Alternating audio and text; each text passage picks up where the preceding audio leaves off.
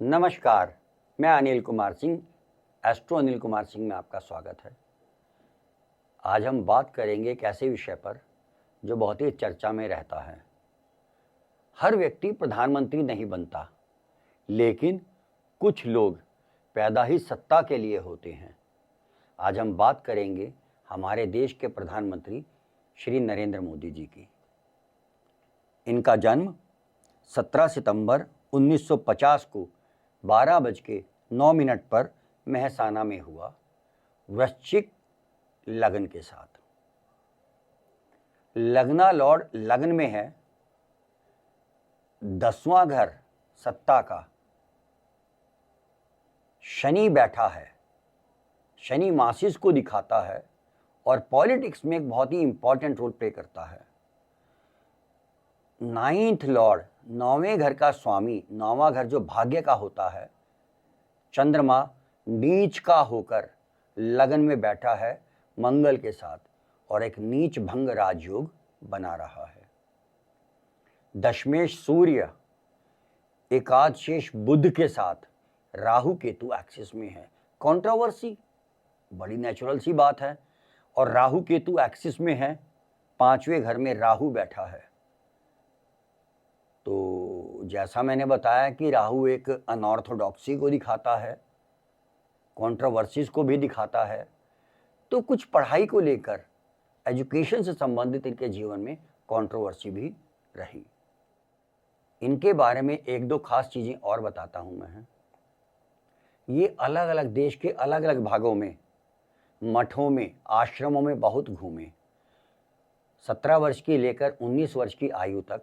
यह भी कहा जाता है कि इन्होंने हिमालय में जाकर तपस्या वगैरह भी की। 18 वर्ष की आयु में विवाह हुआ, लेकिन विवाह को छोड़कर यह चले गए और 2 साल तक इधर उधर भटकते रहे अलग अलग मठों वगैरह में। और 19-20 वर्ष की आयु में अपने चाचा की कैंटीन में काम किया। आरएसएस के यह एक कार्यकर्ता थे, तो धीरे धीरे इन्होंने संघ में, शाखा में अपना पार्टिसिपेशन वगैरह शुरू कर दिया। 1971 में जनसंघ से जुड़ गए और उसी समय जनसंघ सत्याग्रह के दौरान अटल बिहारी वाजपेयी जी के सानिध्य में आए, जहां से अटल बिहारी वाजपेयी जी का इन्हें निकटता या एक प्रेम प्राप्त होना शुरू हो गया। और उसी समय एक सत्याग्रह में यह बताया जाता है कि तिहाड़ जेल भी कुछ समय के लिए रहे। 1978 में इन्होंने ओपन स्कूल ऑफ लर्निंग से बीए किया और उसके बाद एमए किया। यह एक कंट्रोवर्सी है, शायद राहु पंचम भाव में इनके यही दिखा रहा है। 1977 में इमरजेंसी के दौरान इन्हें गुप्तवास भी करना पड़ा, अज्ञातवास पर छुपना भी पड़ा, क्योंकि इंदिरा गांधी जी ने आरएसएस को बैन कर दिया था। लेकिन यह भी बताया जाता है कि उस दौरान यह भेष बदलकर राजनीतिक कैदियों को तिहाड़ में अखबार देने के लिए भी जाया करते थे। यहाँ से इनका धीरे धीरे राजनीतिक कैरियर कुछ शुरू हुआ। 7 अक्टूबर 2001 को इनका राजनीतिक कैरियर चढ़ना शुरू हो गया, क्योंकि केशु भाई पटेल जो वहाँ के सीएम थे, उन्होंने अस्वस्थता के कारण अपना रिज़ाइन दिया और पहली बार यह वहाँ के सीएम बने। इन्हीं के कार्यकाल के दौरान गोधरा कांड हुआ, जिसमें एक उन्माद की स्थिति पूरे गुजरात में फैल गई थी। हिंदू मुस्लिम झगड़ा हुआ और बहुत ही बुरी तरीके से पूरा गुजरात जल उठा। अटल बिहारी वाजपेयी जी ने इन्हें बुलाया और कहा, सबके सामने अपने धर्म का पालन करो। उस समय इन्हें थोड़ा सा अच्छा शायद नहीं लगा और इन्होंने धीरे से कहा उनके कान में, अपने ही धर्म का पालन मैं कर रहा हूं। चीफ मिनिस्टर के लिए मेरा एक ही संदेश है कि वो राजधर्म का पालन करें। राजधर्म हम भी वही कर रहे हैं साहब। तब से अटल बिहारी वाजपेयी जी ने इनकी राजनीतिक सोच से अपने आप को थोड़ा सा काट लिया। 13 अक्टूबर को मोदी जी को पीएम कैंडिडेट के लिए गोवा में नॉमिनेट किया। संसदीय दल ने यह फैसला किया है कि श्री नरेंद्र मोदी को आगामी लोकसभा चुनाव के लिए प्राइम मिनिस्ट्रियल कैंडिडेट के रूप में प्रोजेक्ट किया जाए। उस समय आडवाणी जी बहुत खुश नहीं थे कि शायद इन्हें इतना एक्सपीरियंस नहीं है, पर राजनाथ सिंह जी ने इनका प्रपोज किया और ये निर्विवाद पीएम 2014 के इलेक्शन के लिए पीएम के कैंडिडेट घोषित कर दिए गए। तो 2014 में ये पहली बार भारतवर्ष के प्रधानमंत्री बने और 2024 में तीसरी बार भारत के प्रधानमंत्री बने। अब हम बात करते हैं इनके 2026 का कार्यकाल कैसा रहेगा। नवंबर 2025 से जनवरी 2027 तक इनकी मंगल में शुक्र की दशा है। मंगल इनका लग्ना लॉर्ड है, चंद्रमा के साथ बैठकर चंद्र मंगल योग में शामिल है और शुक्र इनका सप्तमेश और द्वादशेश होकर 10वें भाव में बैठा है। 12वां भाव हमारा फॉरेन लैंड वगैरह होता है, 10वां भाव कैरियर का, प्रधानमंत्री का होता है।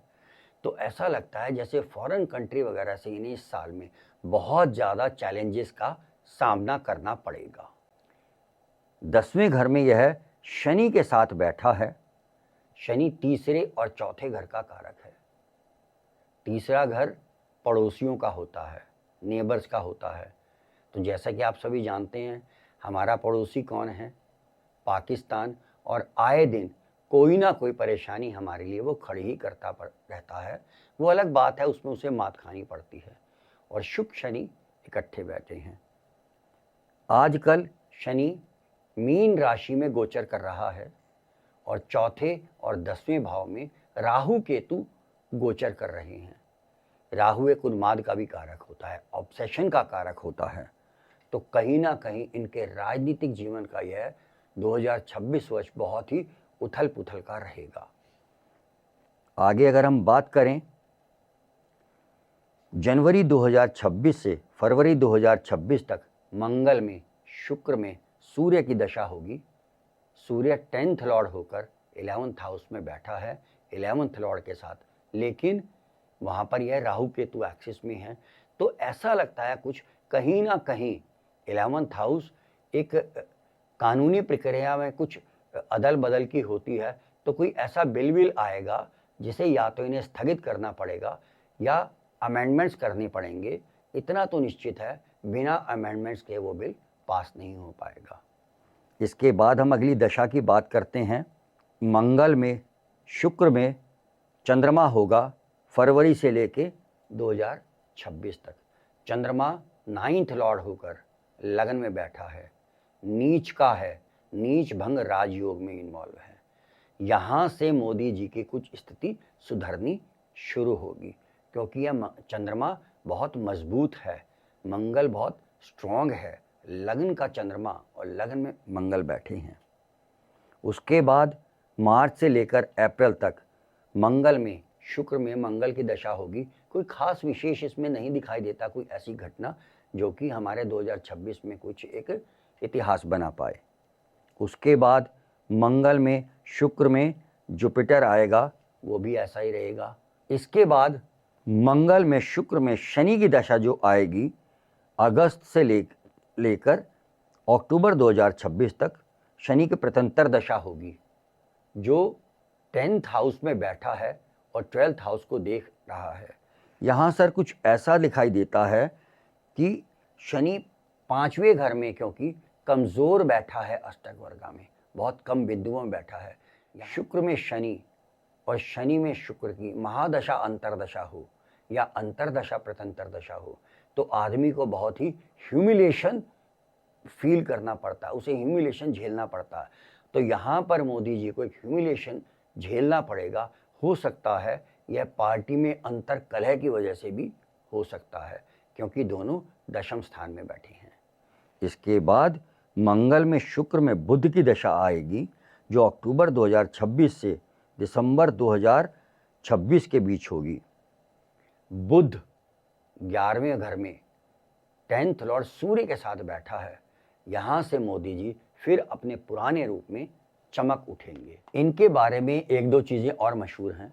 इनके पास एक कोई खास पेन दिया हुआ है किसी महात्मा जी ने हिमालय में। हमेशा कहते हैं ये उन्हीं पेन से डॉक्यूमेंट साइन करते हैं और ज्योतिष में भी इनकी रुचि है। पीएम बनने के बाद जब भी इन्होंने कोई ओथ वगैरह ली है तो जो मुहूर्त लिया जाता है वह साधारण मुहूर्त नहीं लेते, ये हमेशा अष्टक वर्ग के द्वारा निर्धारित किया हुआ मुहूर्त को लेते हैं। ऐसा कहा जाता है अष्टक वर्ग का जो मुहूर्त होता है वो नॉर्मल मुहूर्त को सुपरसीड करता है। इसी तरह हमारे साथ और कुछ रोचक वीडियोस के लिए जुड़े रहिए। जय श्री कृष्ण।